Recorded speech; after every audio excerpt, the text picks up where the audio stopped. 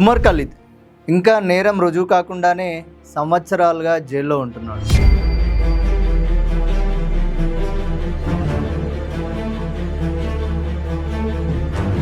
Gurmeet Ram Rahim alias Dera Baba అత్యాచారం కేసులో శిక్ష పడిన తర్వాత కూడా పదే పదే జైలు నుంచి పెరోల్ మీద బయటకు వస్తున్నాడు. ఒకరికి బెయిల్ దొరకడం కష్టం అవుతుంటే మరొకరికి వరుసగా పరోల్స్ ఎలా వస్తున్నాయి? ఉమర్ ఖలీద్ మరియు డేరా బాబా ఇద్దరు కేసులు ఏమిటి?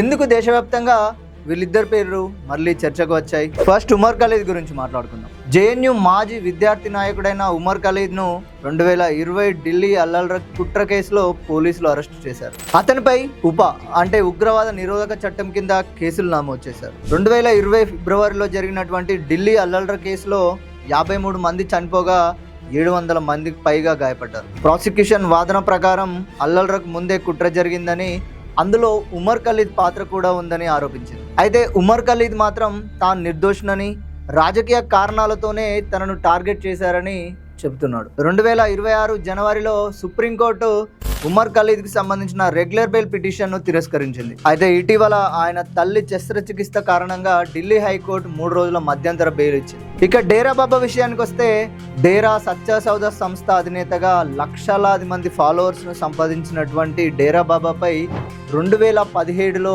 2 మహిళా శిష్యులపై అత్యాచారం చేసిన కేసులో 20 ఏళ్ల జైలు శిక్ష పడింది. అలాగే జర్నలిస్ట్ హత్య కేసు, ఇతర వివాదాస్పద కేసులతో కూడా ఆయన పేరు వార్తల్లో నిలిచింది. 2017లో నేరం రుజువై శిక్ష పడిన తర్వాత నుంచి డేరా బాబాకు వరుసగా ఇప్పటి వరకు 16 సార్లు పరోల్ మంజూరైంది. 2026 మేలో మరొకసారి 30 రోజుల పరోల్ లభించింది. అయితే ఉమర్ ఖలీద్ ఇంకా న్యాయ విచారణ ఎదుర్కొంటున్న అండర్ ట్రయల్ ఖైదీ. రామ్ రహీం మాత్రం కోర్టు ద్వారా శిక్ష పడిన దోషి. అయినా కూడా ఒకరికి మాత్రం బెయిల్ విషయంలో కఠిన ప్రమాణాలుంటే మరొకరికి మాత్రం వరుసగా పరోల్స్ మీద పరోల్స్ వస్తుంది. ఈ వ్యత్యాసం న్యాయపరమైన కారణాల వల్లేనా, లేక రాజకీయ సామాజిక ప్రభావాలు ఏమైనా ఉన్నాయా అనే ప్రశ్నలతో సోషల్ మీడియాలో భారీగా చర్చ కొనసాగుతుంది. అయితే చట్టం అందరికీ సమానమా, లేదా ప్రతి కేసు వెనుక పరిస్థితులు వేరువేరుగా ఉంటాయా అనే దాని మీద మీ అభిప్రాయాలను తెలియజేస్తూ కామెంట్ చేయండి.